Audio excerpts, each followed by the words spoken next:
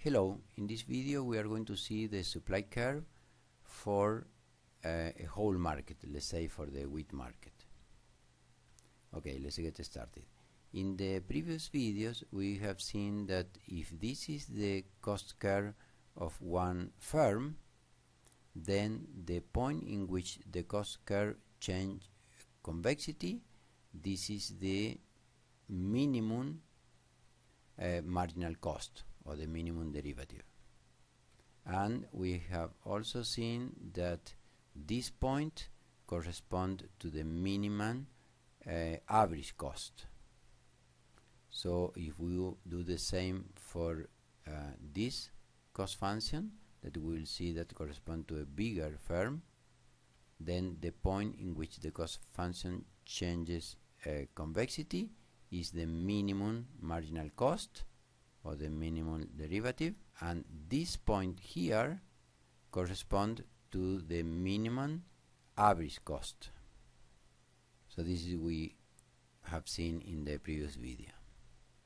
Now if we want to calculate the supply for the whole market, that in this case only contain two firms, then we consider for this price a little below than 40, we can see that this firm doesn't supply anything because the supply curve we have seen in the previous video that is from this point and above, whereas in the case of the big company, for this price we can see that this company provides this quantity a little below than 20.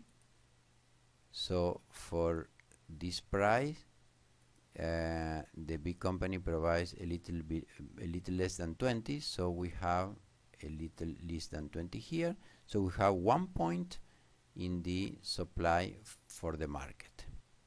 Now if we do the same with this price, then it will happen exactly the same, and then the quantity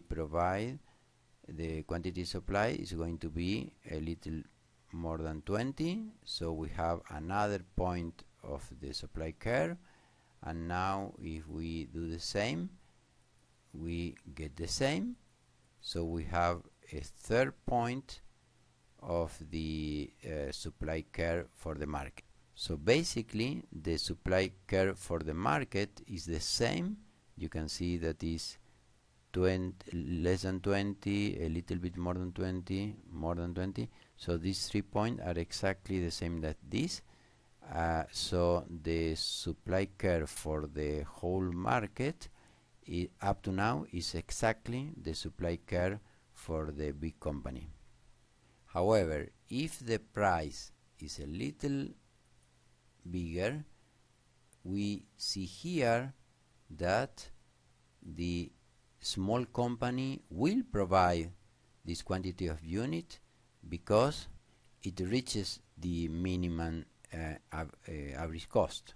So the small firm will provide this quantity of units, and the big company will provide this quantity of units. So we have 15 plus more than 20, so it should be more than 35. So in this case a little bit more than 35 is the supply for the market. So it is the 15 that provides the small company plus more than 20, this quantity that provides the big company. So we sum this plus this and we get the supply for the market. Now if we take a little higher, it will be very similar, and then we are going to add this quantity more than 15, more than 20, and then we will get this point. So this is going to be another point of the supply curve. So if we go on doing this process, then we are going to get the shape of the supply curve for the whole market, that we can see that up to this point up to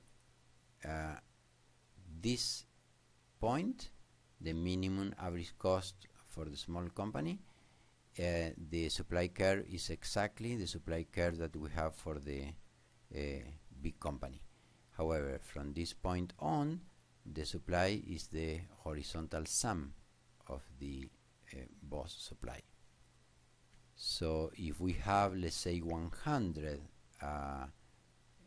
firms, then the shape of the supply for the market is going to be roughly 100 times the time provided individually.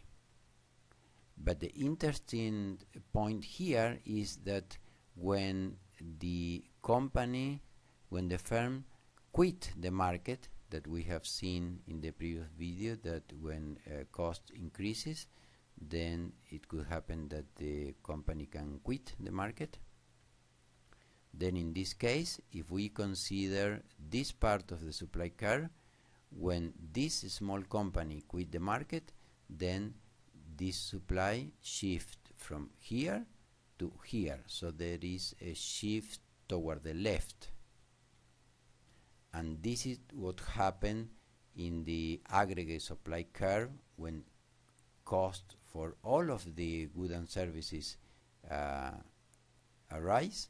Then we have a shift of this aggregate supply curve toward the left. And we will see that this causes inflation. Okay? So I will stop here.